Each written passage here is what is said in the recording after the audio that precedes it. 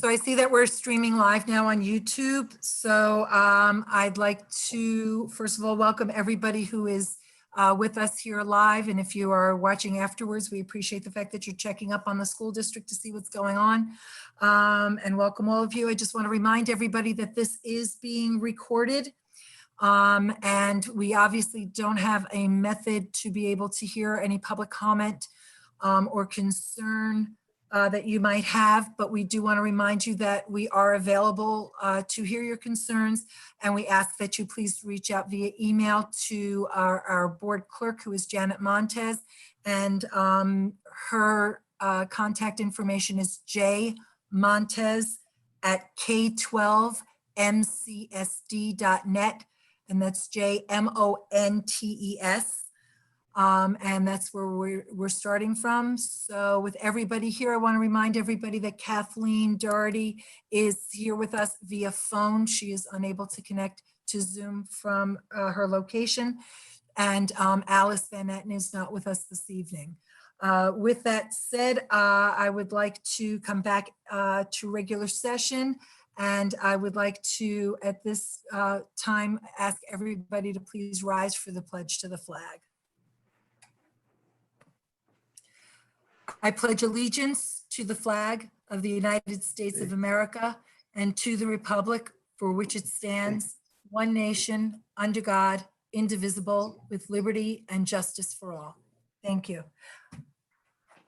I would normally ask that we remain standing for a moment of silence. However, we will do this from our seated positions today. We lost two of our Monticello family members. The first person that we lost was Mrs. Armstrong. Florence Armstrong worked at the, I believe, Chase School.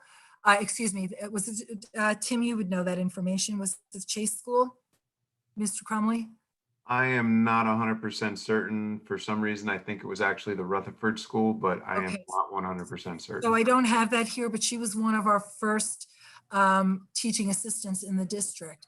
She was loved by all of the students, and she passed away this past week.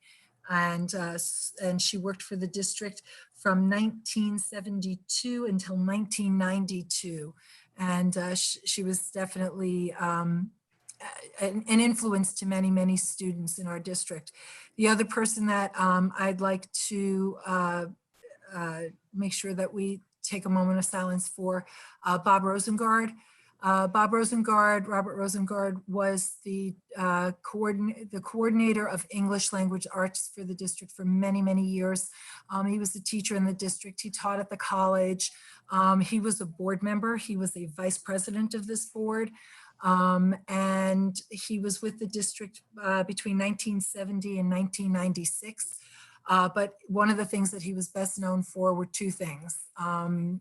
One, he was a senior class advisor for years upon years upon years upon years. And anyone who's ever done that understands the task that is to be a senior class advisor.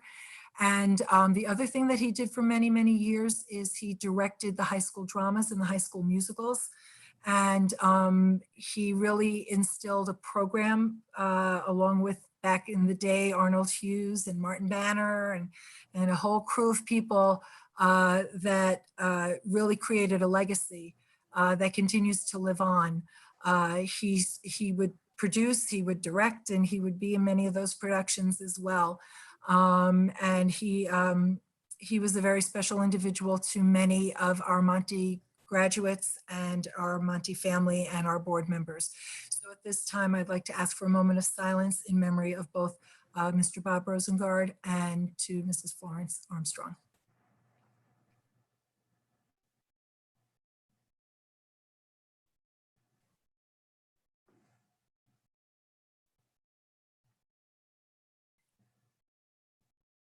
Thank you. Again, I find it weird that I have to say silence all your electronic devices, but if you've got your phone next to you, please do so. I'll entertain a motion to move the agenda to the table, made by Mr. Groden, seconded by Mr. Crumley. Any discussion? All in favor? Any opposed? Let the record show unanimous. Thank you very much. Additions, deletions, and corrections to the agenda. Dr. Silver. I have one, ma'am. Item I1, approval to abolish and create positions. Be it resolved that upon recommendation of the superintendent of schools, the Board of Education approve to abolish and create the following positions. Abolish one LIA position effective September 2020. Create 2 elementary special education teachers. Create 2 teaching assistants at KLR. Create 2 floating substitute teaching assistants. Create 1 temporary safety attendant. Create one LPN. Create 1 tech integration specialist. Create 1 school psychologist. Create 1 speech language pathologist, and create 1 math TOSA. All September 2020. Thank you very much. And that was what number did you say? 1. Okay, got it. So I1. Thank you.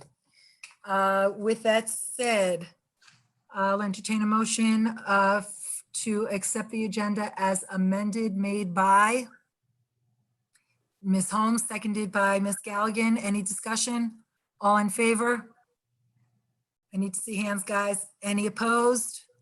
So ordered. Thank you very much. Moving on from there, our student board member update. We're so glad that Sydney could be with us today. So we're going to ask you to take yourself off mute, Sydney, and tell us what's going on in your life. Hello. So not much has been going on. The students are using Teams as a way to interact with their teachers, and we've been using Schoology for our work. It's been pretty difficult and overwhelming, but we're getting the work done, and it is what it is, and we're all kind of working together, and it hasn't been that bad. So yeah. So Sydney, on behalf of the board, I just want to say that, you know, we know that for a senior year, this is not necessarily how you would have envisioned it, but know that our hearts are with you, and we are proud of each and every one of you. And Thank you. We are honored and proud to have you on our board to represent our student population. So we thank you very much for that. Too. And with that said, as part of Sydney's report, I would just like to reiterate something that Sydney is kind of alluding to. Many people are not aware of the fact because they hear schools are closed. They think that schools are closed and you guys are just doing stuff that your parents might be giving you. And the reality is our schools are essential workers. We're deemed essential workers. How we're getting it done with the buildings closed is a whole nother story. So I just want the public to be very much aware of the fact that not only are our teachers have accessibility to our buildings, but our bus drivers are delivering meals. We have aides on those buses. We've got security people on staff. Our administration is in those buildings. They are all practicing social distancing. Our cafeteria workers are working to make sure those meals get together. We have a plethora of opportunities for us to have to get work out to the students, materials out to students, electronics out to students, packages to our students who don't have electronic or access because we do live in the country. To every single one of them who are helping students like Sydney navigate these waters, we thank you very much. We appreciate everything that you're doing. And to those people who have been commenting on places like Facebook of, did I dream this virus? Because there's buses passing my house. Why? Understand, schools are up and operational. We're not in the hub, which is not the best way to go, as Sydney basically said. It's not that bad, but it's not what we want.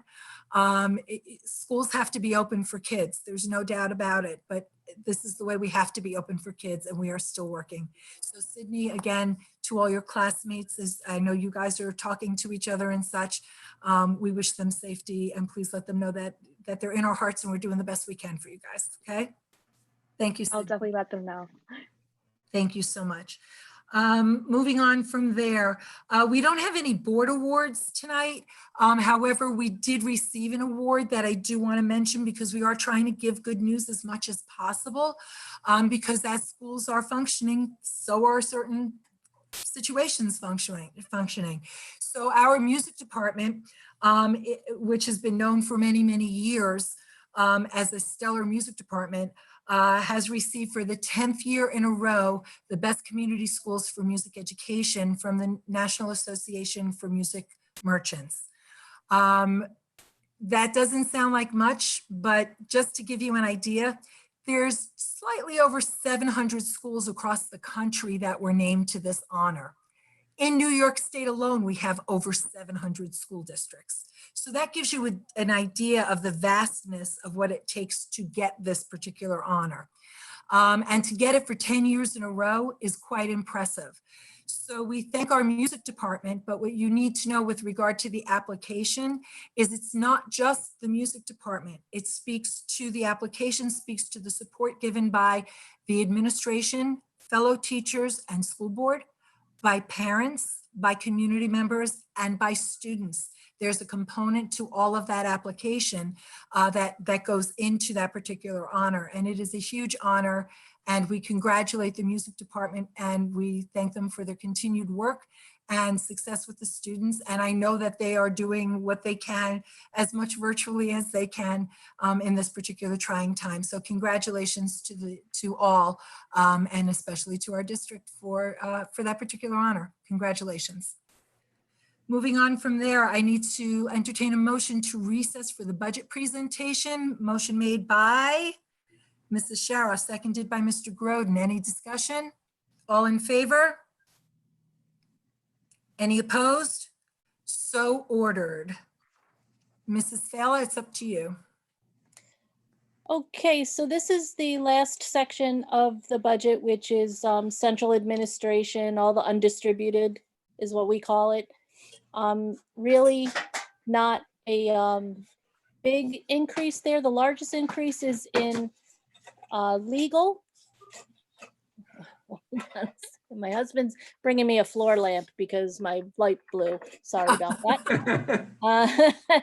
You never thought you'd have to know about lighting, did you? No, I never expected that. I just noticed it was getting darker and darker as I'm talking. So usually my room has a lot of windows, but anyway, I digress.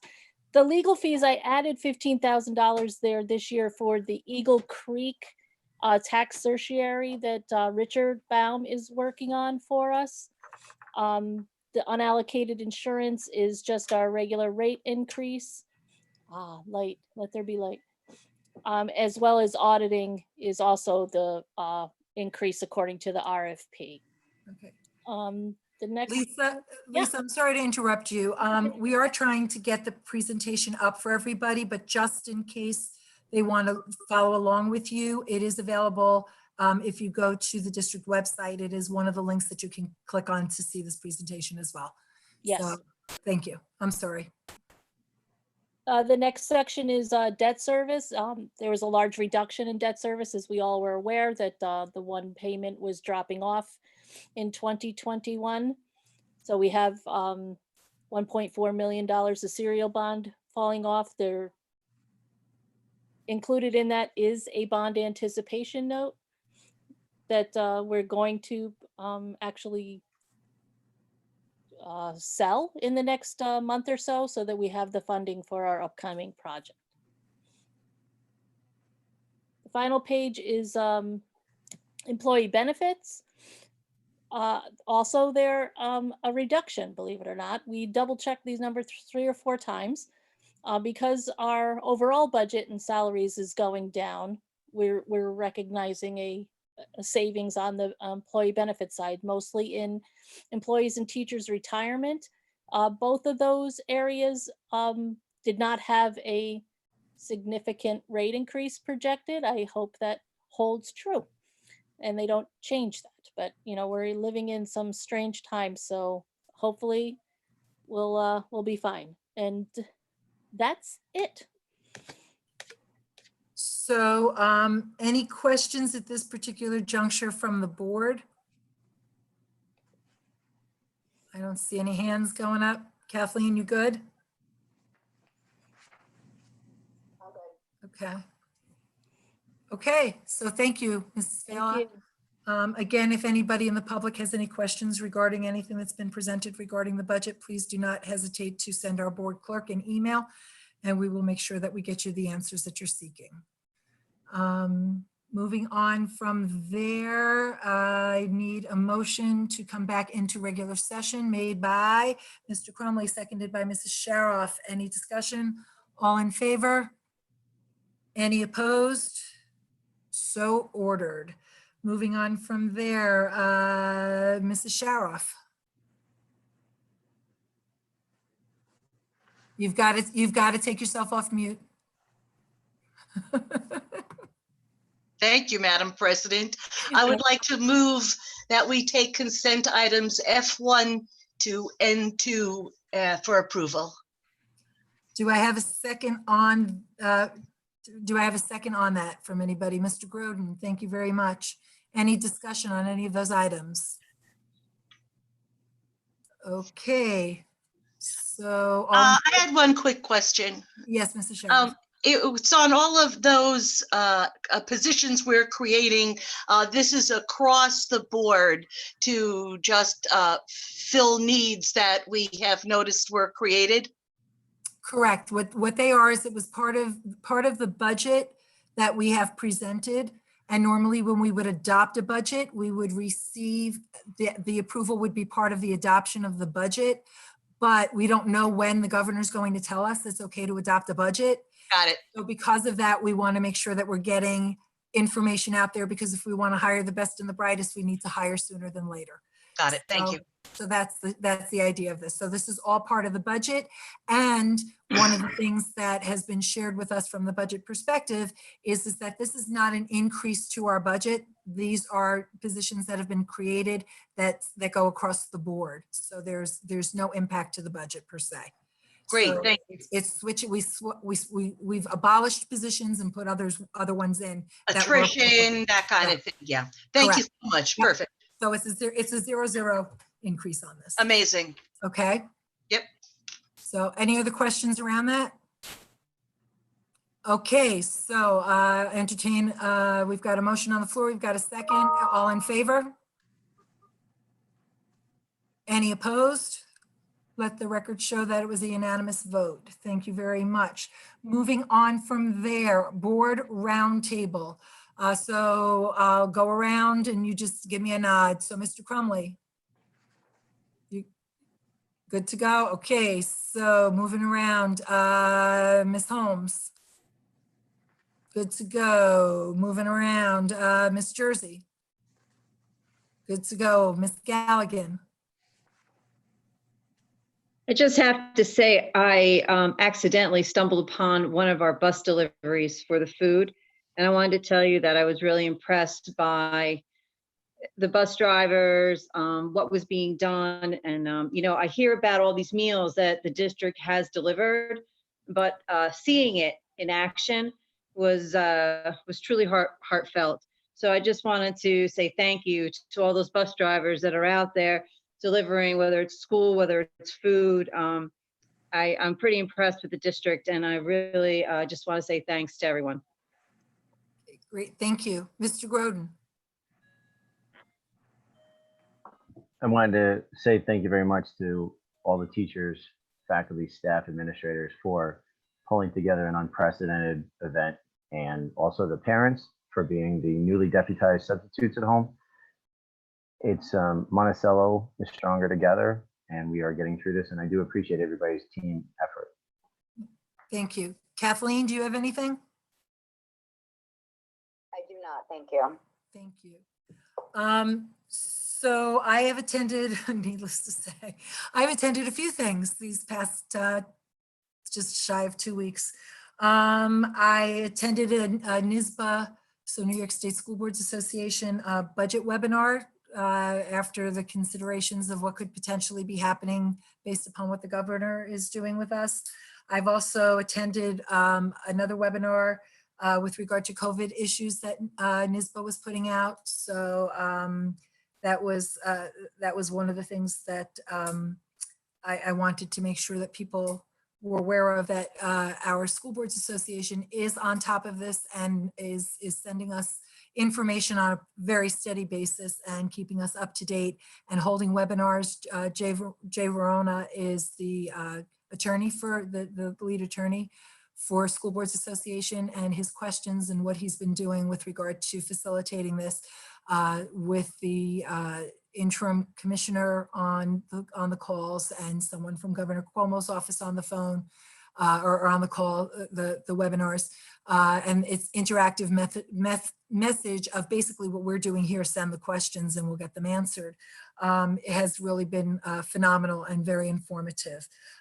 We will be receiving updates from our superintendent, who has also been privy to this paperwork. So he will be doing that shortly in the meeting. So I did also attend and Sydney, this one's especially for you. I attended a graduation committee meeting. And we're not really sure what we're going to do yet, but we had some really terrific ideas. And it was funny because one of the ideas that we came up with was an idea that got shared on Facebook today by some other school district. And we thought, wow, well, this is possibly a good idea then. We are not really sure what graduation is going to look like because we don't have knowledge yet of what we're going to be allowed to do. But we do have a game plan in place that we believe is viable, and we're looking into that will allow the students to be able to pick up their materials, the board to be able to be with you, sort of, kind of, and for people from a distance to be able to watch as you officially graduate. So more information to come, but know that the committee has been doing some really great work and investigation and finding out what possibilities we have, because we're going to honor our graduates. We're not sure exactly what it's going to look like yet, but we promise you a graduation of some sort and something that you will be proud of. So look forward for more information on that. One other fast thing, I had written it down here, but I wasn't looking at my notes when I did the best communities for music education. Courtney Bonfanti, our PR person, has asked that I share with all of you the following information. If you go to our website or to our Facebook page, you can find a link that will allow you to download some logos about the music program and support of. And she is looking for you, whether you are a current student, if you are a faculty member, an administrator, a parent, or an alum. She is looking for what does music mean to you. And she'd just like to do a series. She's trying to keep some good news out there and information with regard to keeping things positive for our students and for our community. So please go to our website and take a look there, or the Facebook page, download, take a picture of yourself with it with a hashtag, because hashtag music matters in Monticello. And she's looking forward to doing that for us. So thank you, Courtney.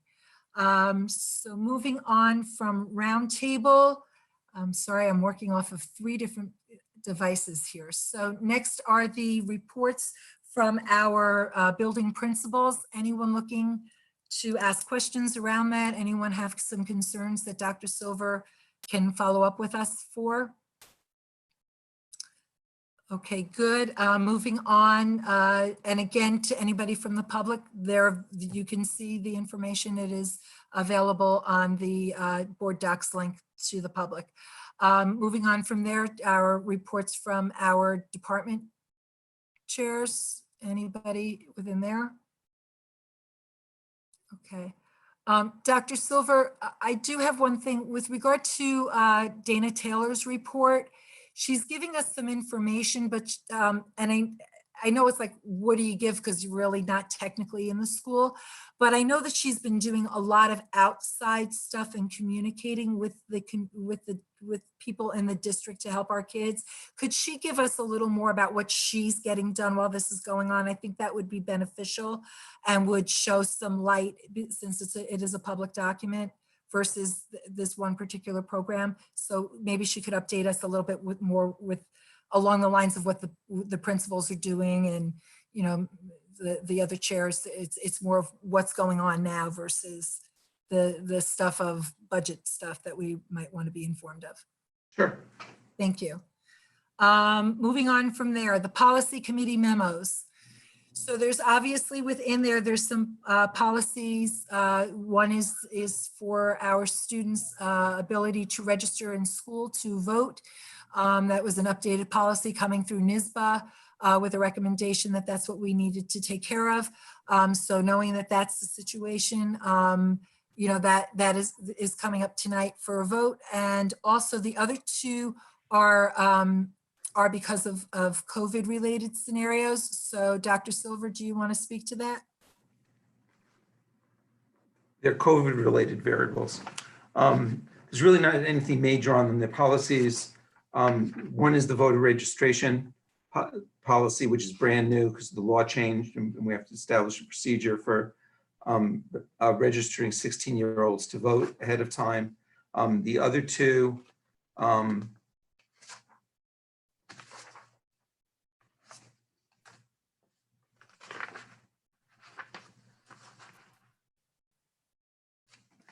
that's interesting. I've got them. I'm just going to scroll. I'll find them. Yeah, I'll get them. It's the pandemic planning.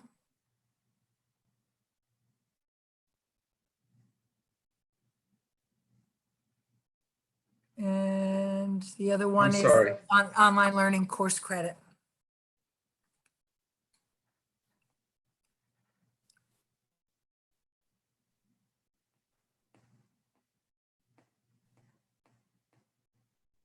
I'm working off of 3 devices also. Yeah, it's not easy. Oh, the pandemic planning one is adds to our infection control plans, which we have in place already. And so they're the underlined sections are the new ads. So sneezing into tissues or the crook of your arm. So tissues are considered good during this pandemic, as long as you don't use them more than once. And also cleaning and sanitizing the schools, new guidelines from state ed on that. So that's the major part of that policy. And then some other requirements for us, continuing to provide meals to students by some method during closures, and also the continuity of learning plan piece, doing assigning work to students, following up with students, assigning grades and determining credits. So those are new pieces of that policy. And the last one is we had a policy on online course credit, but not about learning online. So since we're doing most of our instruction via online mechanisms now, we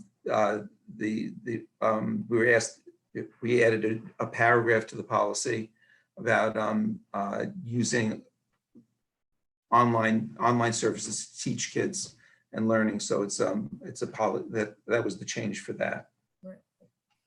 So within that, Dr. Silver has requested that because of the urgency of these bills or these policies, that we are going to, when we get to that part of the agenda, that we are going to waive the second read and approve those tonight.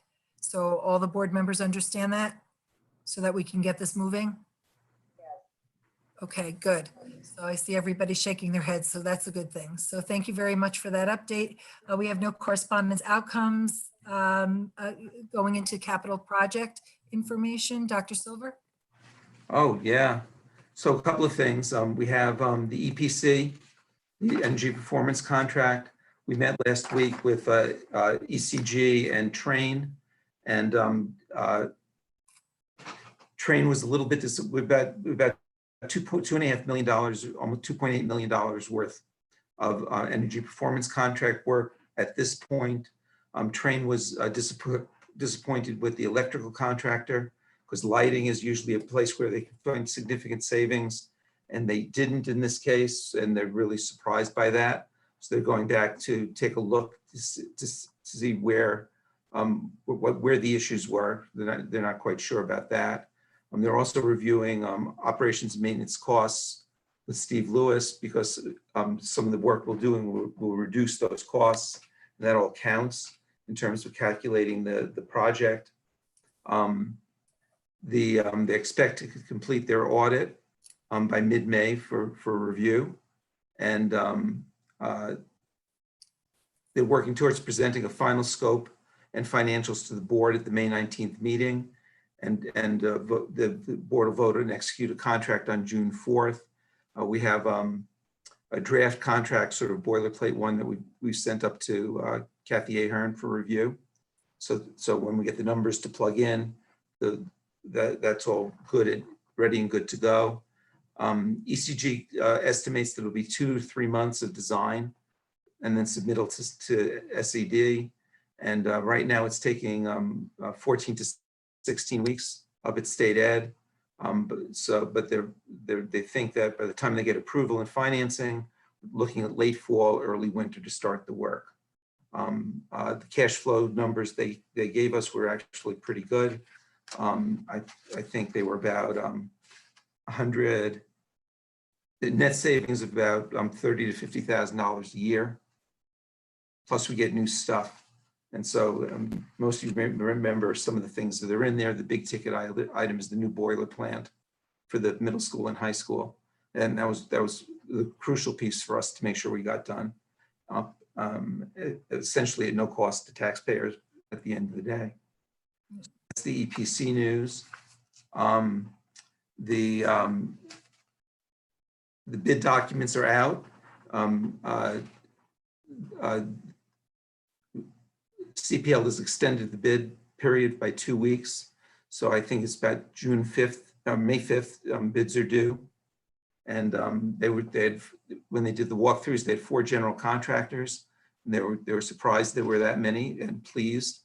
So they're hoping, and as Tim had mentioned earlier today, there are a lot of construction workers out there with no work to do.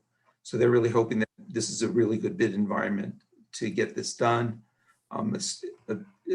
Once bids are open on May 5th, about a week later they should have them ready for the board approval. And then they'll have 6 weeks to mobilize and get ready to get started working around July 1. The roofing project, the roofers are back, busy working, weather permitting. So that project's getting finished up, and the boiler room abatement work that was done during the spring break that wasn't. There's only a punch list left, and there'll be some pipe repair. Once they took the asbestos off, they discovered there's some damage to some pipes. And so that pipe work will get done during the summer. And that is it for construction stuff. Terrific. Todd has a question. Mr. Gordon? The asbestos around the pipe and the damaged pipe was which one again? That was the boiler rooms in the elementary schools. Across them, not just one building. Correct. Okay, thanks. Yep. And I do just want to say, so that people understand, we went into this energy proficiency contract not knowing, which way this was going to turn out, and this was favorable, or it's looking very favorable to the taxpayers. So, that's a good thing, because in this day and age, we got to save every dime we can save. And this board was adamant about going through, and Lisa's laughing, Mrs. Fella's laughing again, because, we were adamant about making sure that we had these people coming in and that we actually had something in place. So we're glad to hear. And we thank you in our memo that you sent to us. If you could please let ECG know. You said that they've been a pleasure to work with, and they've really been great in helping things along. So if you could please thank them for us, because we know that this was a large project and we appreciate that. And our goal has always been to do what's in the best interest of the taxpayers while being sound for long term. So thank you. I will do that. Thank you. Moving on from there, upcoming events, needless to say, they're still there because we don't know what's upcoming is going to be. But again, things will continue to be updated as we get information on both upcoming and community events. Moving on from there, Dr. Silver, for your update. I'm trying to do 2 things at once. I know I'm going too quickly. I'll slow down. That's okay, or maybe 3 things at once. So let me do my things, and then Lisa and I had a little bit more budget stuff to share, but the file wasn't uploaded to board docs. Okay. So, if someone can help me share my desktop, if that's possible, we'll be able to go through that as well. Mr. Wagner, are you there? I am. So Okay, bottom so when of he's your- ready, let's So where do you want to take it from, Dr. Silver? Well, let me do the simple stuff first, and then Okay, we'll get to that last. thanks. So the first thing is feeding kids. Since we started, we've delivered 39,790 meals, breakfasts and lunches. We're averaging about 990 meals a day. Well, 990 breakfasts, 990 lunches a day over the last 2 weeks. So the numbers still keep increasing. Dawn Parsons and I are talking about some other options that we can do as long as we're doing this. And of course, we're also starting to think about the summertime, where historically we've averaged only about 250 meals a day. And we know the demand is out there now, obviously. So how can we improve the summer feed program to serve many more kids? So that is really good. The other thing that's related to food is Epic, in conjunction with DeFilippi's, are delivering dinners to families whose kids are in the backpack program. So that is just a hugely generous thing for them to do, and we're just so pleased. Thank you, Carmela, for putting that all together for us. Thank you. So it's a big deal for the kids. And Jane, I should say Jane as well, but I know Carmela is setting that up. Yeah. And school closing, as we know, the governor has closed schools through May 15th. I would fully anticipate that we're not reopening this year.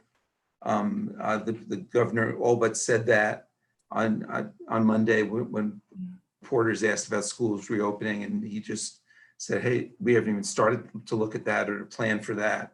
We have to do all this coordination and phase openings and all kinds of other things. So my best guess is that we're closed through the end of the school year. The governor likes doing this in pieces, so it'll play out along the way. There's obviously the question of, even if we're closed through the school year, can we open during the summer? What do we do about summer school, if anything? And then how do we prepare for next year? So we're working on multiple fronts here, as Linda talked about before, with the continuity of learning plan and the grading changes. And she'll talk more about that when it's her turn in the meeting. But we're trying to do a lot of things that we've never done before. And so it's a challenge all the way around. And fortunately, we're getting good communication through BoCEs on almost a daily basis about what the news is out of Albany. And right now we're in the process of advocating for federal monies to come in to support the state budget with flow through money to the schools. So that's what's keeping us very busy. And the last thing is Sandy Wagner and his team have been very busy handing out iPads and laptops. We've distributed about 850 to the kids across the district. And what he's looking at now is ways to get internet access to kids who don't have any or have insufficient access at home, so that there's more opportunity for them to participate in the online learning that we're offering. So I think that's all the big news that I had. Thank you. So Mr. Wagner, because I know you're here, can you explain to Dr. Silver so he knows what he's doing here with uploading this? All right, what you'd like on the screen needs to be on the device you are using Zoom through. Got it. And then if you move your mouse, you'll see share screen right smack in the middle on the bottom. Yep. Little arrow next to it. Click on share screen and it will show you all of the open windows on your screen, which, knowing you, is probably about 312. Yeah, just about. And then you have to just select the proper one and it should present it to everyone else. So I have to find the right one. Correct. Lisa, we have to have better titles on our screens. I think it's this one. And it shows the 2020-2021 budget discussion screen. Yep, I've got to make that big.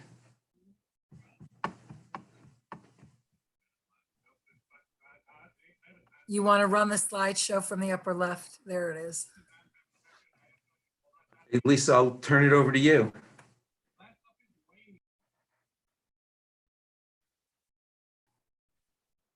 Is Lisa there? She's there. Can you Yeah. hear me? Lisa, you're still muted. Okay, there you go. Yeah, I'm trying to get the people out of the way. Okay. Yes. So Oh, hold on a moment. Kathleen, yes. Yeah, I just have a question as it pertains to internet access to the kids. I can wait or I can ask it now. Please wait so that we can continue on with Got it. this. Got it. Thanks. Go ahead. So we started looking at what our final budget might be before the governor talked about, significant aid cuts. There was the look back periods. So our initial goal was to have a zero budget increase. We accomplished that. Then we started looking at, well, what do we do if he cuts aid April 30th and then June 30th or December 31st? He never really, when we put this together, he hadn't really said what he felt was the percentage, and now there's numbers out there. So these numbers will probably modify, change as we get closer to April 30th and we have a better idea. So the first slide has our initial state aid projection, which was 38,419,692. And then the state aid based on the state budget was about $800,000 less than that. Okay, I don't know how to, okay. So what do we do? So we started planning our ABCD options for budget, looking at other things that we have in the budget that either based on historical spending were maybe not spent up to that level every year, or items that we could hold and we could purchase later on next school year once we know what kind of impact state aid reductions would have. So round one was our initial budget proposal is the same as last year, was 91 million.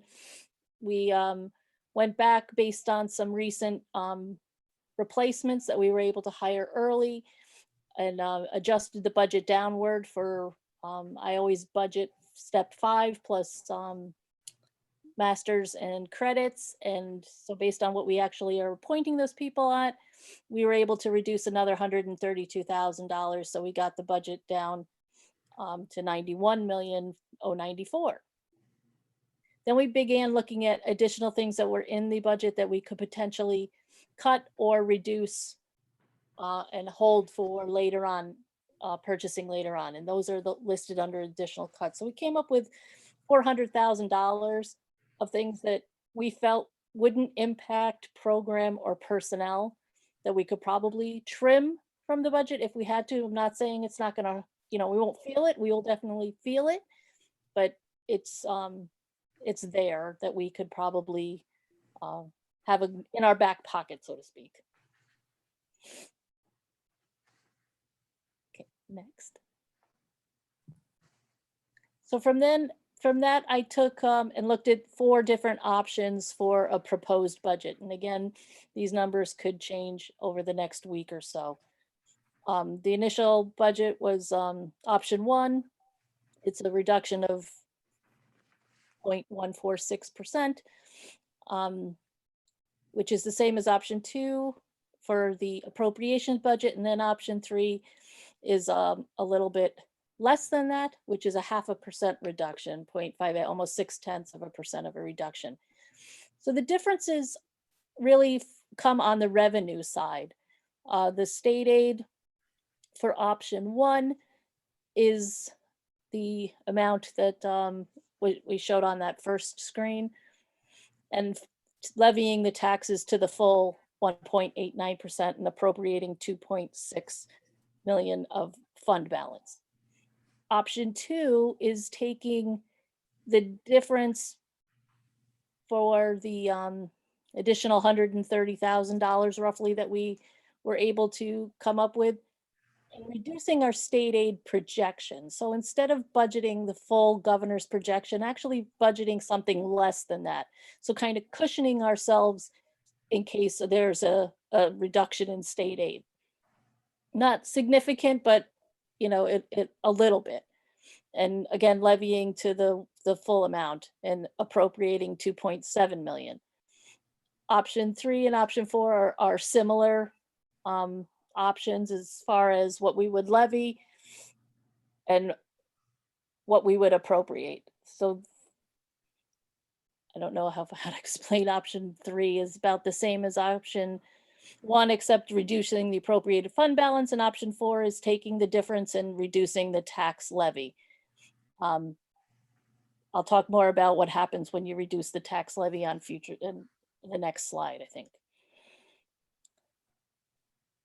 So the tax levy limit, if you don't levy up to or close to your tax levy limit, the amount that you are leaving on the table, unless it is let me see, how can I say it so you understand if it's on here? Yeah. So it has to be less than the tax levy prior to exclusions, which is about that 2.4 million capital exclusion number has to be reduced. So our levy would have to be 46 million in order to take the reduced levy and apply it to the following year. So whatever you're not levying, if it's not at least $2.5 million less than what we could levy, we're losing that $500,000. And once we lose it, we never get it back. So I wanted to show the initial tax levy limit. And then if you look for the 21-22 no reduction, you'll see that if everything remains the same, and we know that the tax base growth factor could change and the allowable levy growth factor could change. But the following year, we could levy technically up to 45 million or an increase of 969,000. If we reduce the levy to option 4, that 44,297,000, we'll only be able to levy 545,000. So we lose that $500,000 and you never get it back. Next slide. So I wanted to show you the difference between what the tax rate would be if we did a full levy and what the tax rate would be for the reduced levy. And again, this is with equalization rates remaining the same as 1920 and the assessed values remaining the same. And we know that those things change. But the full levy, we're talking about 33 to 55 cents per thousand if we levied the full amount. And if we levied the lesser amount, we're talking 12 cents to 20 cents. So it's really a 30 cent per thousand difference. So it's not, to me, it's not like that significant. I realize people are losing their jobs. So it's why I wanted to put it out there for the board to consider. Next slide. So here I have the difference in the impact on a $100,000 home so that people can take that and say, my home is 200,000. It's twice that is what the difference would be. Like I said, ranges from 20 to 35 cents per thousand in assessed value. And then finally, we took another look at a second round, like deeper cuts or things that we could hold off doing until we know more about the impact of state aid reductions. And all of these things, these are things that, would impact our ability to do some programming. So I don't want to go through each one, you can see them there. But to get to about a 3%, and this is 3%, and we know that the governor was talking a percentage that's much higher than 3%, we would have to reduce about $250,000 in personnel, salary, and benefits. So just wanted to give you an idea that all of this is really only a 3% reduction. And if he's talking 10% or higher, it could be significant. Yeah, but let me jump in for a second. We did this work really last week and the week before that, when we were thinking there'd be a fairly modest reduction in state aid. And so we're trying to keep a bunch of things in mind. One of them is being sensitive to the economic environment that we're in right now and taxpayers' needs in Monticello. And so when we're looking at where we can make reductions in the budget, we start with non-instructional program reductions and non-personnel reductions. So that was that first slide that you saw about 10 minutes ago. The second thing we look at is mucking with the revenue side of the budget. So how can we use fund balance? And this goes back to the question earlier tonight about the controller's report and our response to the controller's report. I think what our goal right now is maintain as much cash as we possibly have and be able to use that over time. Can't use it all at once because then it has to be sustainable in one way or another. That's the second thing we would look at is buffering the revenue side of the budget. The third thing we look at is non-teaching program and staff, and that's what a lot of this is. And then the last thing we would want to touch is the actual instructional staff and instructional program. I went back and looked at some of when I was with the Great Recession, when the feds came with the ARRA money, I went back and looked at some of the things we were looking at, making reductions then when I was still in Connecticut, but the same kind of level of state aid cuts, and what do you do about that? And we had things that we would never consider or want to even consider making reductions in athletic programs, higher level courses at the college that at the high school that we run with just a handful of kids in them. Those kinds of things that I hope we don't need to get to, but we're gonna have to put everything on the table. Lisa and I have not met with the administrators yet to even start this conversation because this is all happening very fast, but that over the next week or two, we'd have to start having those conversations with the administrative team, start identifying some things. This is what Lisa and I could identify, but principals typically have and directors have their own ideas about where they can make reductions and where they can't. So this is partly a process discussion and also partly a discussion just to get you guys to start thinking a bit about where we may need to go if the state aid reductions are really significant, and I think they will be. And on top of that, we have to remember that within all of this, the 2% formula has not been altered. So therefore, whatever we do in this budget affects our next 5 years minimum, depending upon how deep these cuts go. So we really have to pay attention to these numbers in such a way. As you know, I sit on a lot of state and national level boards and in education, and the cuts can decimate districts, decimate them. And we don't ever want to have to go in a position where we'd have to ask our community to pierce the tax cap so that we could keep our doors open. That's not what we would ever want to have to do, but whatever this board does will have long-term effects. So we have to be very conscious of that in the numbers and the questions we're asking and the decisions that we're making. So we thank you very much for doing this, because it's hard to talk any of these cuts. I was in a school district in 2009 that the Great Recession, 26 years in, and I lost my position. And it's a tough thing, but forget the fact that I lost my job. The kids lost the opportunity to have me there to be able to do the job. And we don't want things that are going to affect kids. And if we've learned nothing from this, we have learned the value and the importance of the human being in front of a classroom, the human beings running the school districts. We are a service agency. We may be a bureaucracy in how we have to run, but we are a service agency, and we have to service our community and service our students because they are our future. So we thank you very much for giving us this update. We don't want to hear the doom and gloom, but we know it's coming. So Yeah, unfortunately. we thank you. And we thank you for the extraordinary work you're doing to help us navigate these waters. Thank you. Thank you. So Any questions with regard to what was just presented to either Ms. Fala or Dr. Silver?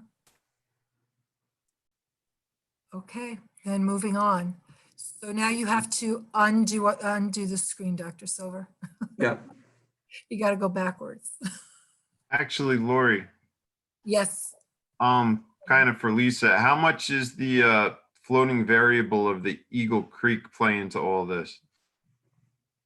So I don't know, Dr. Silver, do you want to talk about that? Because I think Richard kind of explained to us on the phone a couple of weeks ago that it depends on what they're looking for. If they're looking for like our exposure, I can't remember off the top of my head the exact number of what our exposure is. Lisa? Yeah. So because part of this is a contractual and a legal obligation with regard to what we're doing, we would need to hold this for an executive session discussion. So we could either go back into executive session after this, or if Lisa could answer that question to the school board members and we can move on from there. Because there is part of this is litigation, so we'd have to hold. All right, I'm fine with getting an answer later on or whatever the case may be. I just know it's a floating variable. Yep. So that can be sent to the board and then we can discuss it in future meetings, et cetera. That would be fine. Thank you. Anyone else have questions around that? Okay, moving on from there. Dr. Silver, anything else from your report? No, that was all I had. Okay, so moving on, Ms. Fala. Mrs. Fala, anything from you with regard to reports? So we just have the regular budget status, claims auditor, school lunch profit and loss for February 2020. You have the student activity quarterly report only for the middle school. We reached out to the high school, but there was a issue getting that report, so we hope to have it for the next meeting. And the final thing I have is the acceptance of a gift from the United Way for the backpack program. And so we wanted the board to amend the budget so that they could actually go out and purchase some food and get meals to those kids that need that. Any questions of Mrs. Fala? Okay, so moving on, no reports tonight from Dr. Dorwood, but we do have from Dr. Ola Marks. Yeah, so my report, most of it is about our closure continuity of learning plan. And so I guess I just want to start with a tremendous appreciation for the very steep learning curve that our teachers, staff, and administrators have been on in getting up to speed as quickly as they have in remote learning. It's remarkable to think that such a short time ago, we were in a face-to-face environment, and with no notice, teachers have shifted so incredibly to a completely remote environment. And so just tremendous gratitude for that work that they've been doing.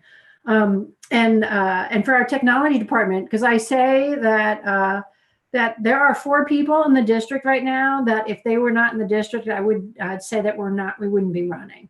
And so our tech integrators, who often during the school year do some amazing work with our teachers, have been really the backbone of helping teachers, students, and families to continue to access learning opportunities in this remote environment.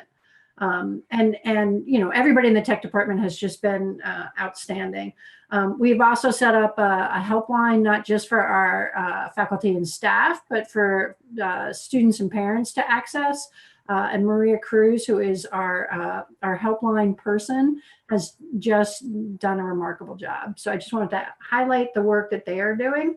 You know, we've been working pretty diligently to ensure that we are not overloading any students, that we're kind of boiling down the work to the most foundational and necessary, and really looking at 2 goals overall for our students. One is that they continue to feel a connection with the teachers in the district, and that they remain engaged on some level in learning. And so those have been our biggest goals. We are working on how we are going to be providing some level of assessment for the work that students are able to do, taking into consideration that everybody has very different circumstances in working in a remote environment, and that nothing that we do now is even close to comparable to what happens face to face with the teacher in front of the classroom. And so just trying to adjust to that new reality and to do the least amount of harm to the greatest number of people is our biggest goal. So that's the biggest portion of my report. But I did want to mention that due to the school closures, there is an accountability status update. So as we all know, that we have been designated a target school and a target district for the performance of our African American students. And that there's been an extension to the process of how we develop the school improvement plan. So that was due for board approval by July 1, but now it's December. And then the district plan has been pushed back from July 1 to July 31st.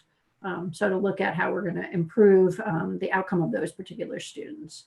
And then, summer school, summer planning, obviously there are budgetary concerns, but whatever we look to do, we're looking to maximize resources that we have available and to maximize the number of students that we're able to touch in that environment. Because again, it's all part of thinking about how do we transition back to a school building whenever we're able to do that. Okay. Thank you. Mrs. Sheriff, I see you have your hand up. Thank you. For those children who just don't have access to the internet and are distance learning, are their teachers able to just get in touch with them almost daily by phone, touch base, and at least talk to the guys? So yeah, so we have a number of contact situations that we've set up. So we do have paper-based instruction available for students who are unable to provide, to get onto the internet, whether it's a device or Wi-Fi. And so there is paper-based instruction, and we have mechanisms at the buildings for distributing that at a regular basis, and we are developing mechanisms for collection. I get that they can get the worksheets and stuff, but do they have access to contact with their teacher too? Yep, sure. So we understand, right, that one of the most important part of an instructional cycle is the feedback that they get from teachers. Right. Right. And so we're doing everything we can to mitigate the distance. We do have regular contact set up with various guidance counselors, social workers, et cetera. And then teachers, depending on, there's no like mandated amount of time, right? So it's depending on the type of instruction that that students are getting in this remote time, right? So a teacher will use their professional judgment to say, okay, for the work that I sent home over these 2 weeks, I know that I need to reach out at least 3 or 4 times and check in at these touch points to ensure that a student has an understanding of where we're going, that they need feedback at this point, and then I can adjust my schedule accordingly. So we're trying really hard to be as flexible as possible and to really count on the professionalism of our teachers, because that's our greatest asset. Thank you. That's very reassuring. Okay, I have a question from Mrs. Doherty. So Mrs. Doherty? Yes, I it might be somewhere, I might have missed it, but I know it was part of the conversation, but I felt it was better for public consumption as far to Linda, is do we have could we, and if not, could you give it to, I don't mean to create more work for you, but exactly the accessibility, the students, how many students we do have that have access, is there a way to break that down to give us the information so we have a better grasp as to how to advocate actually to get better internet service in Sullivan County? Sure. Yeah. I mean, and so we do have audits that we've conducted in each of the buildings in terms of who has access and who does not have access. We also have the capability, we have a single sign-on system, which means that our students have the capability of signing into a system called ClassLink. And once they sign into that, they get a page with a lot of icons of all the various programs that they're able to use in their remote learning. And in that system, we have the capability of seeing the percentage of kids who have signed onto the system at least once over the last week. And so 95% of our students have signed on at least once over the last week. And of course, 100% of our staff has signed on. So that's really great. Just today, we had just under 3,000 logins to single sign-on system. So we do have that sense. So it's just a question of trying to get a better understanding in terms of, specifically to your question too, is where the areas of kind of blackout are geographically, so that we can indeed begin to advocate for a full coverage of internet access, Wi-Fi access across the county. Yes, and because it happens to be an issue, obviously, of mine personally, and for people that live out here, because we have a very sketchy internet service. That's why you're only getting me by voice. So I was just curious because I would like to have some kind of numbers to go in with under when I'm advocating for it's not just about me, rather. You know what I mean? Sure. And to follow up with that is data and information that we're gathering as a concerted effort with the 8 districts in the county, so that we're talking about countywide coverage. And I know that we have been working with BoCES and are now reaching out to SUNY Sullivan, because this is an issue for all of our kids, right? Yeah, it's a big issue in the county. Yeah. So I just was curious if I could have some more, tangible information. When you have it available, I'd appreciate it if it could be forwarded to us. Of course. Yeah, one of the problems, Kathleen, is when kids were surveyed, they were asked whether they have access to the internet, not what kind of access. Right. So there's a certain percentage of kids who have access via cell phone, but not via the internet, via a cable hookup. So our data is not that great. I'm looking for the numbers that Sandy gave me, and I can't find them, but we'll get them to you. I understand that, and thank you for pointing that out. But it's there's obviously an impediment somewhere. If you're not getting 5%, it's still one. I mean, 95% is great, but we don't know if they're having to actually disobey social distancing and going to somebody's house. So I just would like to nail down it a little bit more accurately, but you guys are busy. I get it. Whatever you have, whenever you have is fine. Definitely, right? Because you can access that class link on your phone. And if you're a high school student, you're not able to do the majority of your work on your phone. Right. Exactly.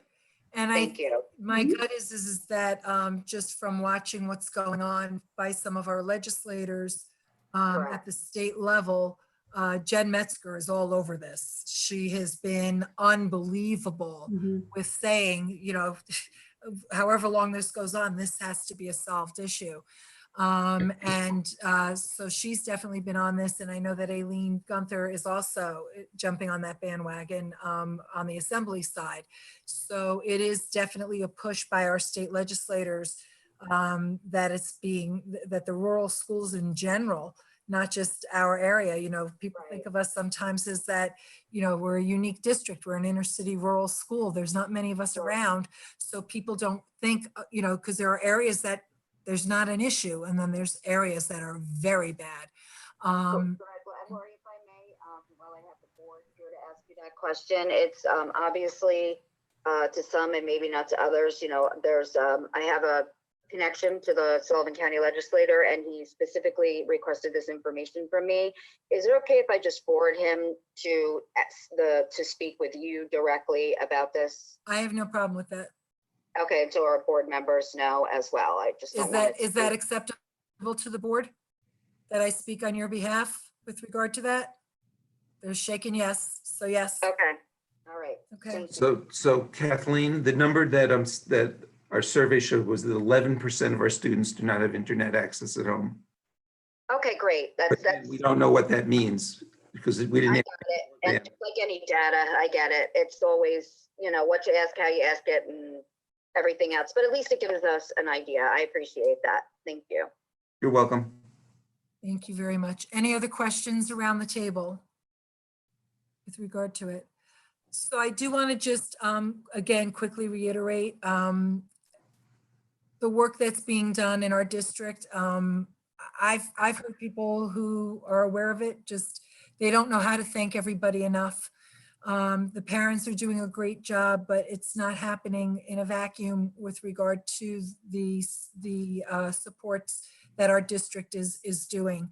And that doesn't come by just a few people. It's everybody pulling together, the teachers, the aides, the administrators, the bus drivers, cafeteria workers. It's across the board. And I'm sure I'm leaving people out, and I don't mean to, but we just, you know, those of you who know me on Facebook, I do a hashtag Monty Pride and a Monty Proud. And we cannot say enough wonderful of what it is that you're doing. Many of you are not only educating our students, but you're educating your own students, because your parents in your home, and they have to get their education, because that's been placed on you as well. And many of you are coming into the buildings to get supplies for kids, because kids are saying, I don't have this, I don't have that. And you are advocating beautifully for them. And we are so appreciative of all of your efforts and everything that you're doing to keep our students safe, keep them learning, and most importantly, doing it in a way that they feel cared for, which I believe is where Mrs. Sheriff was coming from, that they feel cared for, that they know that we're here for them, and that we will get through this together. So, and moving on from there, Mrs. Sheriff, if I may turn over to you, but you've got to unmute, you've got to unmute. I'd like to start by moving that we, as U9, we waive the second reading and approve for adoptions policies 5605, 8131, and 4765. So we're starting with the adoption of the policies, seconded by Mr. Groden. All in favor of adopting the policies by waiving the second? Right. So ordered, unanimous. Continuing on, Ms. Sheriff.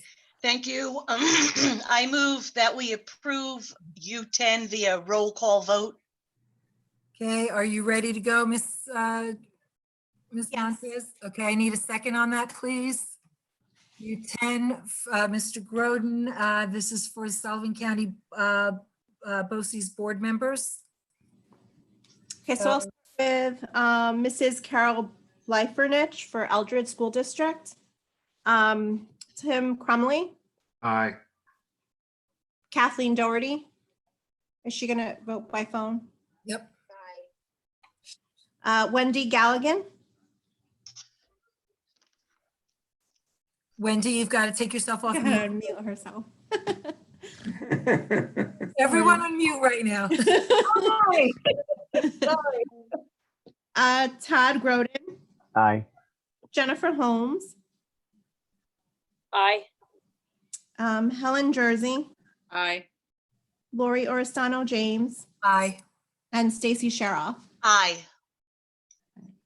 For Monticello School District, Susan Horton, Tim Crumley, Aye. Kathleen Doherty, Wendy Galligan, Aye. Todd Groden, Yes. Jennifer Holmes, Aye. Helen Jersey, Aye. Lori Oristano James, Aye. Stacy Sharoff. Aye. And for Liberty Central School District, Mr. Anthony Sinacor, Tim Crumley, Aye. Kathleen Doherty, Wendy Galligan, Aye.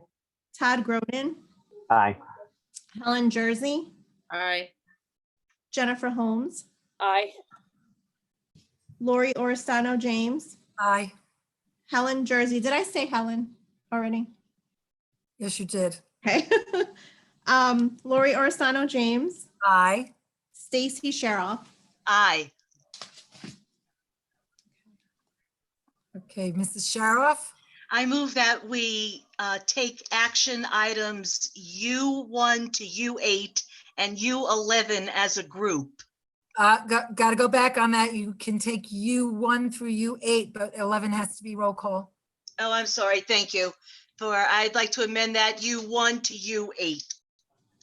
Second on U1 through U8, Mr. Crumley. Any discussion? All in favor, Mrs. Sheriff? Aye. So I move that we accept U11 via roll call vote.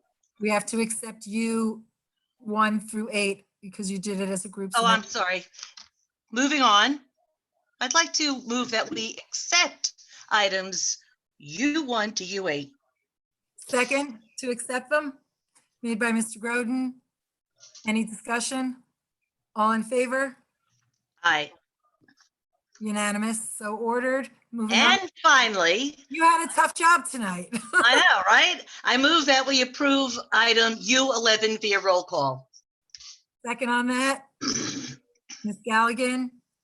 Okay, Ms. Montez, you're on. All right, Tim Crumley, Aye. Kathleen Doherty. Wendy Galligan, Aye. Todd Groden, Aye. Jennifer Holmes, Aye. Helen Jersey, Aye. Lori Orsano James, Aye. and Stacy Sharrow. Aye. Okay, doing that via this system of Zoom was not the easiest of tasks, but it was accomplished. Congratulations. Okay, so if everybody can go back to muting their screens, we're moving on to correspondence. So obviously we're getting some great correspondence information up there. Again, it's in public content, so anybody can see what has been done about or being written about our programs and things that are going on and our students and things that are happening with them. I do believe, Dr. Silver, weren't we Patterns for Progress, weren't we on the cover of their stuff as well? Again, yes, we were. So we're making the cover of their magazines now twice in a row for what it is that we're doing through. Yep, it's a good thing. Yep, so we are being recognized. Based upon that, I see that Ms. Galligan has a question. Unmute yourself. I just wanted to say that there was also a really nice article done about the Alpine ski team from Monticello in the Democrat with photos of a lot of the skiers that went to task, and it was recently put in the Democrat. I have it here. I just don't know the date, but it was It a really nice probably article. hasn't been uploaded yet because this was uploaded over a week ago. So the other ones would be updated as Ms. I think it was done right around the same time as the basketball one. That's just why I'm putting it out there, but Might I have just, missed. all Yep, right. thank you. So was there somebody else? I saw a hand. Nope, Mr. Groden. Kudos again to Josh Gadling for being in the paper and being not only recognized as a lead scorer, but as the leader that really drove the gentleman to the sectionals. Did a Nice. phenomenal job. What a guy. And if you take a look, we've got some all-stars from the Sullivan County Democrat on our girls varsity basketball as well. So we have a number of wonderful things to celebrate on a regular basis. And maybe what we can do is get those ladies on our next call, because that was a fairly recent naming. So we might be able to get them so we can congratulate them as we did the boys team as well. So with that said, is there anything else for the good of the order around the table? Okay, so then I will entertain a motion to adjourn. Made by Ms. Galligan, seconded by Mr. Crumley. Anyone opposed? Then so ordered. We thank everybody again. If you have any questions, please don't hesitate to email J Montes, MONTES at k12mcsd.net. And she will make sure that the questions come our way so that we can get you the answers appropriately. Thank you all. Everyone, please remain safe. Please remain calm through the storm. And most importantly, please remember that you're loved by Monticello. Thank you. Good night. Good night, everybody.